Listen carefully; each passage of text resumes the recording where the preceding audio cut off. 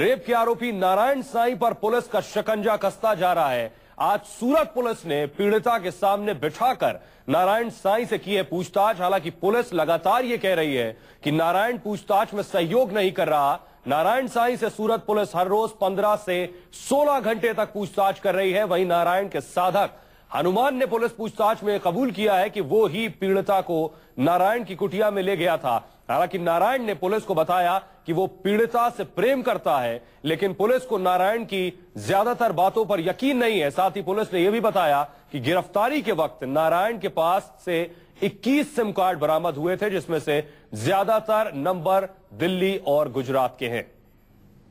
तो इस वक्त की बड़ी खबर हम आपको बता दें, पीड़िता के सामने बिठाकर नारायण साईं से हुई है पूछताछ और इस पूछताछ में नारायण साईं से बहुत से सवालात किए गए। नारायण साईं ने इससे पहले कहा था कि पीड़िता उसकी प्रेमिका है। इस बात को पीड़िता ने सिरे से खारिज कर दिया था। तो नारायण साईं का यह नया पैंतरा माना जा रहा है, लेकिन आज नारायण साईं के सामने पीड़िता को बिठाकर पूछताछ की गई और लगभग 15 घंटे तक यह पूछताछ चली। आपको बता दें, सूरत की इस लड़की ने नारायण साईं पर 2002 से 2005 के बीच सूरत के आश्रम में रेप का आरोप लगाया था और फिलहाल नारायण साईं से सूरत की क्राइम ब्रांच लगातार पूछताछ कर रही है। कल इससे पहले नारायण साईं को उनकी पत्नी के सामने बिठाकर पूछताछ हुई और इस पूछताछ में नारायण साईं ने बताया था कि पीड़िता उसकी प्रेमिका है और वो जानता है कि पीड़िता आज भी उससे प्यार करती है। लेकिन आज सूरत की उस पीड़िता के साथ नारायण साईं को बिठाया गया, उसके सामने बिठाकर पूछताछ की गई। बहुत से सवालात किए गए और खासतौर पर नारायण साईं का सहयोगी हनुमान, उसने इस बात को कबूला है कि वही नारायण साईं की कुटिया तक पीड़िता को लेकर गया था। तो नारायण के साथ पुलिस ने की है पूछताछ। नारायण से पूछताछ की वीडियो रिकॉर्डिंग भी हो रही है। नारायण साईं से हर रोज लगभग 15 से 16 घंटे तक पूछताछ होती है।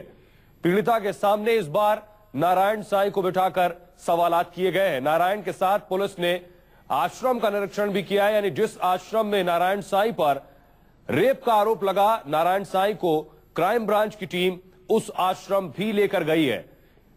क्योंकि नारायण साईं अब तक लगातार इस बात से मुकरता रहा है कि उसने पीड़िता के साथ रेप किया। उसका कहना है जो कुछ भी हुआ वो सहमति के साथ हुआ और पीड़िता उसकी प्रेमिका है। पुलिस के मुताबिक जोधपुर के रहने वाले हैं 2 से 3 करीबी। साथ ही पुलिस की तलाश के दौरान नारायण को यह पूरी जानकारी देते रहे। लगभग 58 दिन तक भागता फिरता रहा नारायण साईं पुलिस से और पुलिस के शिकंजे में आने के बाद परत दर परत खोलने की पुलिस कोशिश कर रही है। भूपेंद्र सिंह हमारे सहयोगी और ज्यादा जानकारी के साथ जुड़ रहे हैं। भूपेंद्र, क्या जानकारी मिल पा रही है, क्या सवालात किए गए और पीड़िता से क्या कुछ पूछा गया? देखिए, आज कल जिस तरह से जानकी जो भी नारायण साईं की पत्नी थी, उसे नारायण साईं के सामने बिठाकर उसकी पूछताछ की गई थी दोनों की, और आज उसी तरह पर पीड़िता को नारायण साईं के सामने बिठाया गया। जिस तरह से आसाराम और पीड़िता को सामने सामने बिठाकर कई आरोपों को लेकर सवाल किए गए थे, उसी तरह से नारायण साईं को भी आज पीड़िता के सामने बिठाया गया। पीड़िता ने जो आरोप लगाए थे, कहां कर किस तरह से पीड़िता को वो लेकर गया था, किस तरह से उसके साथ मारपीट की थी, किस तरह से कुटिया में उसके साथ जबरदस्ती की थी, उन तमाम चीजों को लेकर आज नारायण साईं के सामने पीड़िता से बुलवाया गया और नारायण साईं से पूछा गया कि क्या ये सब कुछ जो आरोप लग रहे हैं वो सही है या नहीं। तो इस तरह की तमाम बातें आज नारायण साईं से पूछी गई और अभी भी ये पूछताछ जारी है। जी भूपेंद्र, इससे पहले नारायण साईं ने कहा था कि पीड़िता उसकी प्रेमिका है। ये सवाल भी किया गया या फिर पीड़िता से अगर बात हो पाई हो, उसने इसका कुछ जवाब दिया? बिल्कुल, पीड़िता ने साफ तौर पर ये कहा है कि नारायण साईं बहुत चालाक है। हालांकि नारायण साईं ने ये कहा था अपने बयान में कि वो पीड़िता उसे बहुत प्रेम करती थी और आज भी नारायण साईं के चित्त में उसके लिए कोई नफरत नहीं है। इस पर पीड़िता ने साफ कह दिया कि वो पहले भी उससे बहुत ज्यादा नफरत करती थी, क्योंकि नारायण साईं उससे मारपीट करते थे, जबरदस्ती करते थे, उसका जबरदस्त यौन शोषण किया और आज भी वो बहुत नफरत कर रही है। नारायण साईं सिर्फ इसलिए ये सब कुछ कह रहे हैं ताकि वो मानसिक तौर पर पीड़िता को दबाव डाल सके करके पीड़िता को कहीं ना कहीं एक तरफ से इशारा दे सके कि वो उसके बयानों को लेकर या उसके आरोपों को लेकर नारायण साईं का कुछ नहीं बिगड़ेगा। तो इस तरह का एक मानसिक दबाव, या फिर भूपेंद्र ये भी नारायण साईं के जहन में कहीं ना कहीं है, अगर वो ये साबित कर दे कि पीड़िता उनकी प्रेमिका है तो जो कुछ भी हुआ वो सहमति से हुआ, ये वो कह सकते हैं। बिल्कुल, नारायण साईं बहुत ही चालाक और शातिर है, क्योंकि जिस तरह से 58 दिनों तक वो पुलिस से भागते रहे और जिस तरीके से वो पुलिस के चंगुल से भागते फिरते रहे, कहीं ना कहीं उनका जो आपराधिक मानसिकता है, जो उनकी शातिराना अंदाज है, उसका ख्याल आ सकता है। तो ऐसे में जरूर वो इस तरह की कोशिश कर रहे होंगे कि अपने बयानों के जरिए या फिर जो किसी पूछताछ हो रही है उसमें कोई इस तरह की बात बोले जिससे कहीं ना कहीं उन पर आरोप जो लगाए गए हैं वो खारिज हो, गलत साबित हो और उन पर कानून का शिकंजा कस रहा है वो कहीं ना कहीं कमजोर पड़े।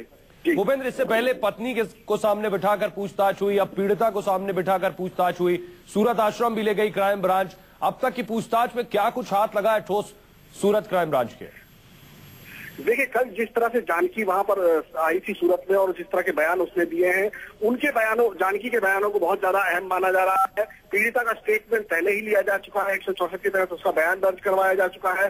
तो अब जो बयान आए हैं पीड़िता और जानकी के, खास करके नारायण साईं की पत्नी के, उसके आधार पर पुलिस को ऐसा लग रहा है कि वो नारायण साईं पर केस अपना बहुत ज्यादा मजबूत कर सकती है और वहीं जानकी को भी सरकारी गवाह बनाने की जो पेशकश की गई है, अगर जानकी सरकारी गवाह बनती है तो भी नारायण साईं की बहुत ज्यादा मुश्किलें खड़ी हो सकती है। और इसके अलावा पूछताछ में जो भी चीजें सामने आ रही है उन तमाम चीजों को लेकर साक्ष्य जुटाने की कोशिश की जा रही है। कल नारायण साईं को कुटिया में ले जाया गया था जहां पर उसने बलात्कार किया है, यानी वहां से कई चीजों को क्राइम ब्रांच इस कोशिश में है कि कितने सबूत जुटाए जा सकते हैं।